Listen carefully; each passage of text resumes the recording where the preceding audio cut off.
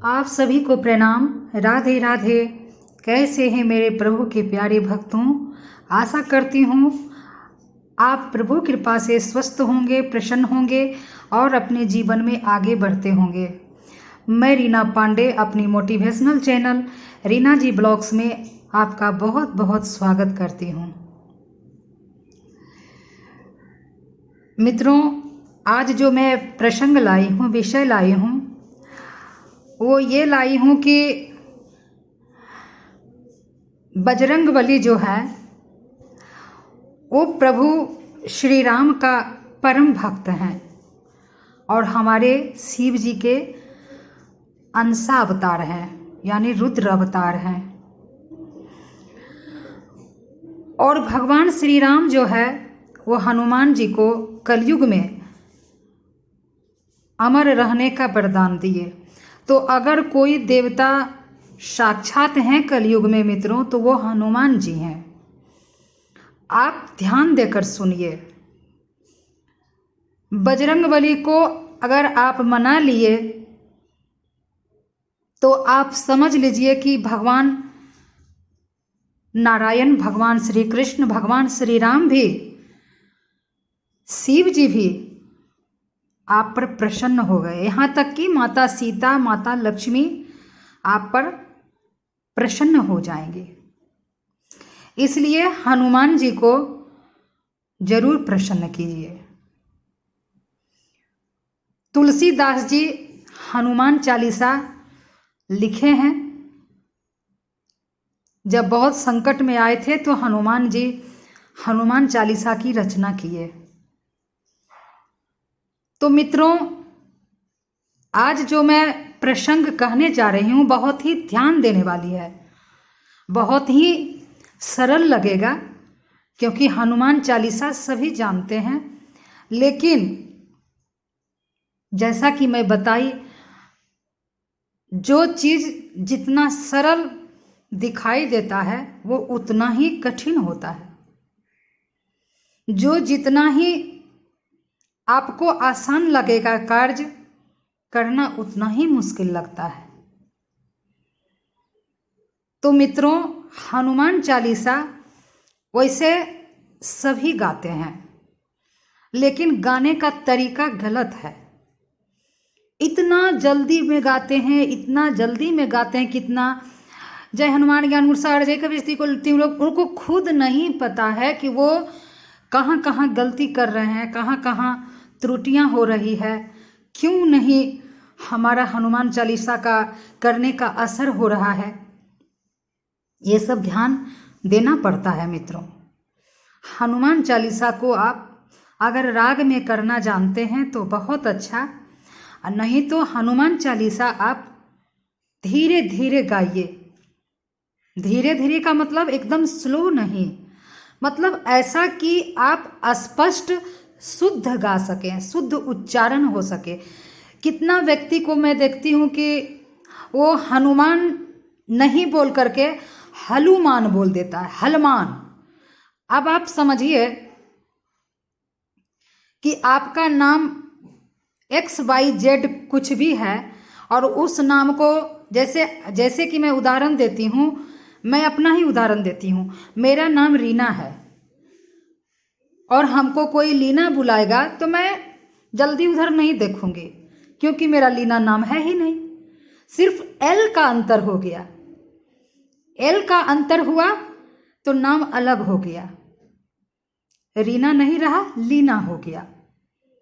उसी प्रकार हनुमान जी का नाम बहुत ही शुद्ध लीजिए। कोई भी भगवान का नाम अगर उच्चारण करते हैं तो उस पर आप जरूर ध्यान दीजिए।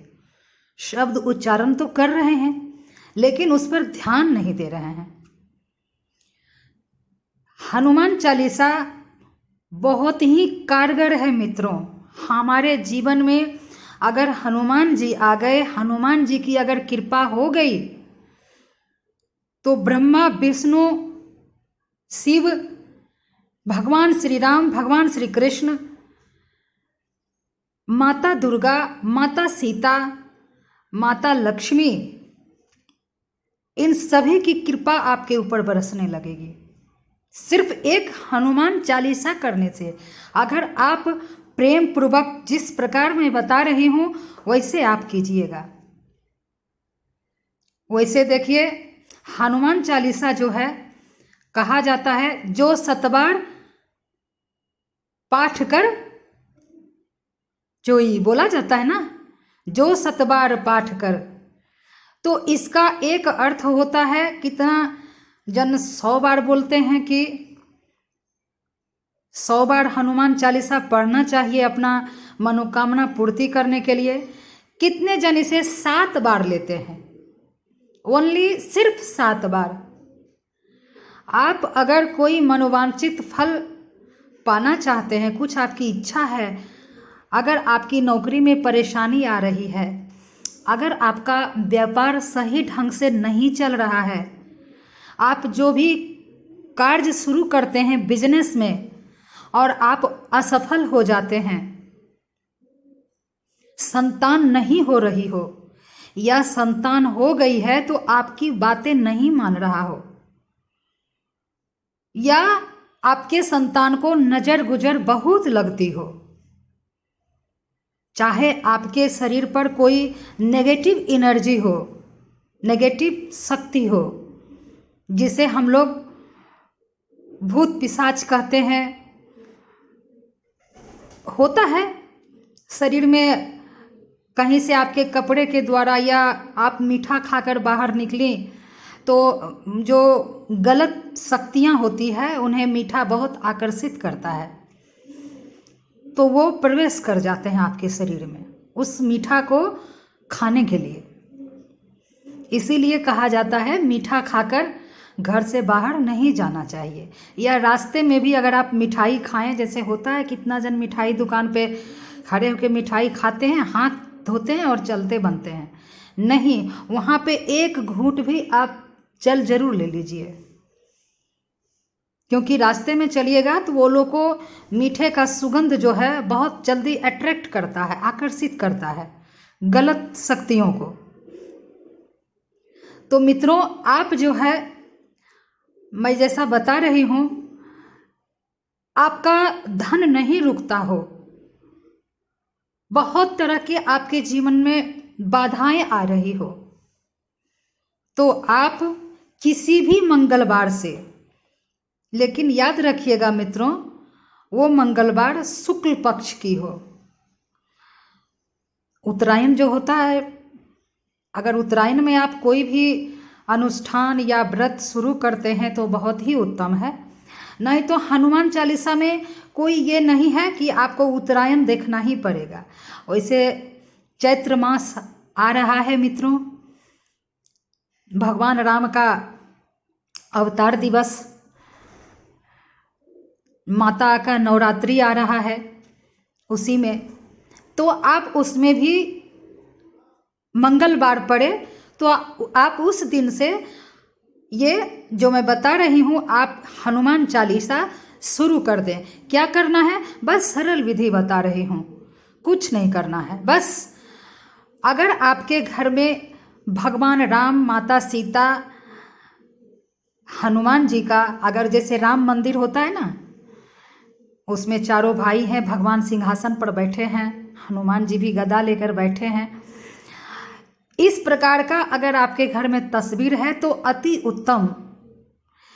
नहीं तो कोई पंचमुखी हनुमान जी का भी तस्वीर घर में रखे रहते हैं, तो पंचमुखी हनुमान जी भी आप उनका भी तस्वीर रख सकते हैं, या नॉर्मल हनुमान जी का भी तस्वीर आप स्थापना कीजिए।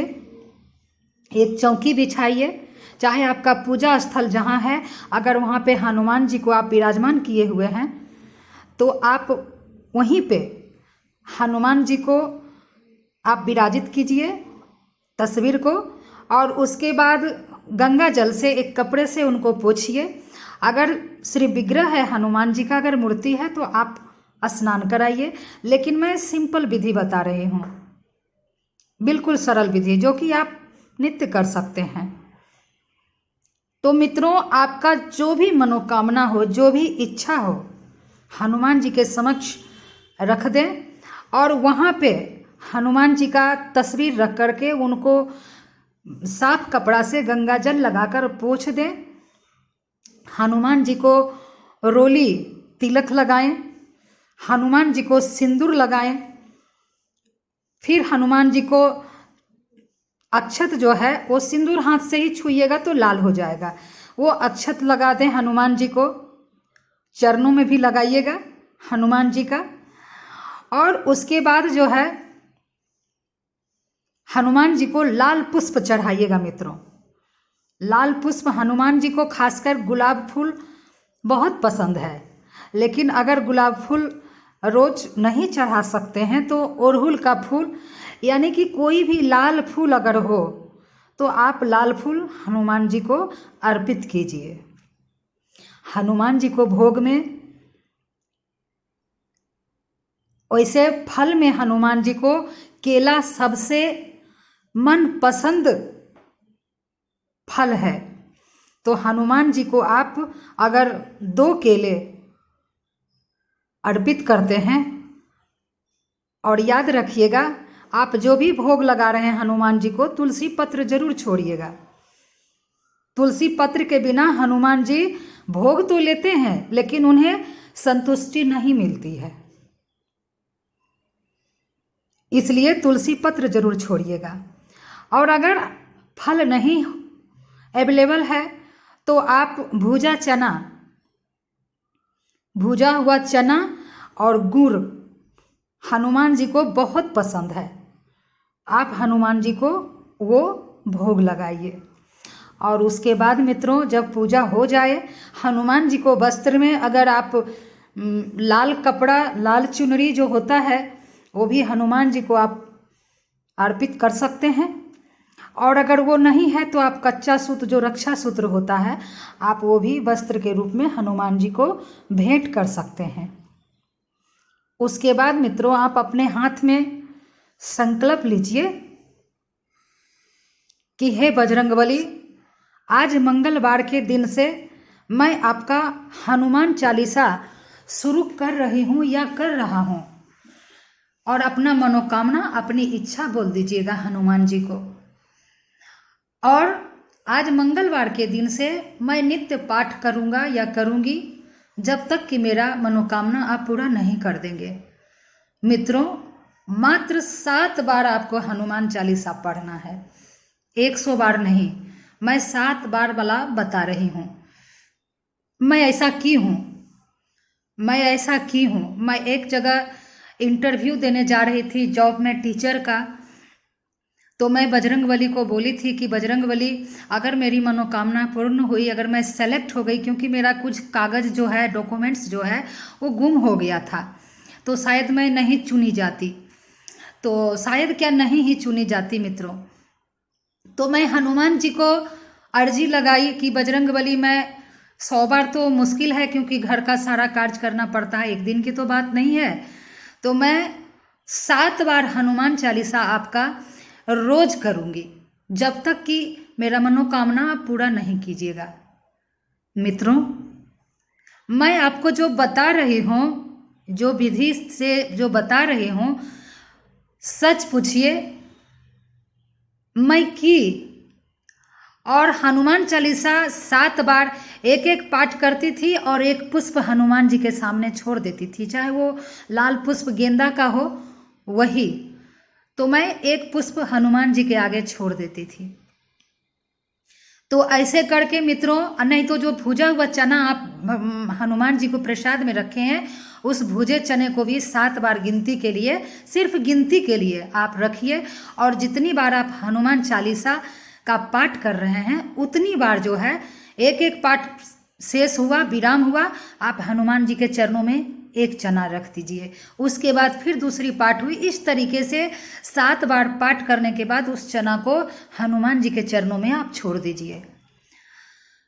मित्रों उसके बाद फिर आप क्या करिए, जब हनुमान चालीसा हो जाए उसके बाद आप अपने हाथों में पुष्प लीजिए, तोड़ा हुआ पुष्प लेकर के, और उसके बाद बजरंगबली से क्षमा याचना कीजिए कि बजरंगबली कुछ भी भूल चूक हुई होगी तो क्षमा कर दीजिएगा। आरती जरूर करिएगा। आरती कीजिए हनुमान लला की, दुष्ट दलन रघुनाथ कला की। ये 2 लाइन भी अगर हनुमान जी को आप आरती सुना देते हैं तो मित्रों बहुत हनुमान जी प्रसन्न होते हैं। और एक बात का ख्याल रखिएगा, हनुमान चालीसा आप शुद्ध शुद्ध उच्चारण करिएगा। मैं ये नहीं कह रही हूँ कि आप मतलब कि पूरा लय में ही गाइए, क्योंकि बहुत टाइम लग जाएगा लय में। बस इतना ख्याल रखिएगा कि जो आप हनुमान चालीसा करने जा रहे हैं उसका स्पष्ट उच्चारण हो, स्पष्ट सुनाई दे, स्पष्ट समझ में आए, बस इतना ख्याल रखिएगा। उसके बाद मित्रों मेरा तो इंटरव्यू मैं केवल 4 दिन ही ऐसा की मित्रों, मैं सेलेक्ट हो गई, मेरा टीचर का जॉब हो गया। तो मेरे को लगा कि बहुत जन को लगता होगा कि ऐसा होता है क्या कलयुग में। हाँ मित्रों, आप हनुमान जी को जैसे मैं बताई हूँ वैसे हनुमान जी को आप प्रसन्न कीजिए। सरल विधि बताई हूँ, कोई बहुत बड़ा आडंबर नहीं, 100 बार नहीं, बस केवल 7 बार हनुमान चालीसा आपको पढ़ना है। वैसे मैं जैसे बताई हूँ वैसे तो आप रोज ही पूजा करते हैं, बस थोड़ा सा एक है कि रेगुलर आपको करना है।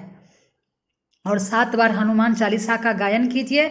और जो हनुमान जी के चरणों में आप जो चना भुजा हुआ जो छोड़े हैं गिनती में, उसको प्रसाद के रूप में ग्रहण कर लीजिएगा। आपके बच्चे हैं घर में, आपके पति हैं या पत्नी हैं या घर में जो भी हैं, सभी को एक एक दाना दे दीजिए प्रसाद के रूप में। देखिएगा मित्रों, आप तो हनुमान जी के सामने एक इच्छा रखिएगा, हनुमान जी आपका बहुत कुछ सही कर देंगे, बहुत कुछ ठीक कर देंगे। वीडियो को शुरू से अंत तक देखिए, स्किप नहीं कीजिए। मैं जो भी बताती हूँ प्रैक्टिकल बताती हूँ, सरल विधि बताती हूँ, और आप बहुत मन से प्रेम से कीजिए मित्रों। वीडियो अगर अच्छी लगे तो आप सब्सक्राइब कर दीजिए, लाइक कर दीजिए, कमेंट कर दीजिए, शेयर कर दीजिए। कमेंट में जय श्री राम, जय हनुमान, जय श्री कृष्णा, जय श्री राधे जरूर लिखें मित्रों। इसी के साथ आप लोगों को प्रणाम। फिर मिलूंगी आपसे नेक्स्ट वीडियो में नई जानकारी के साथ। राधे राधे।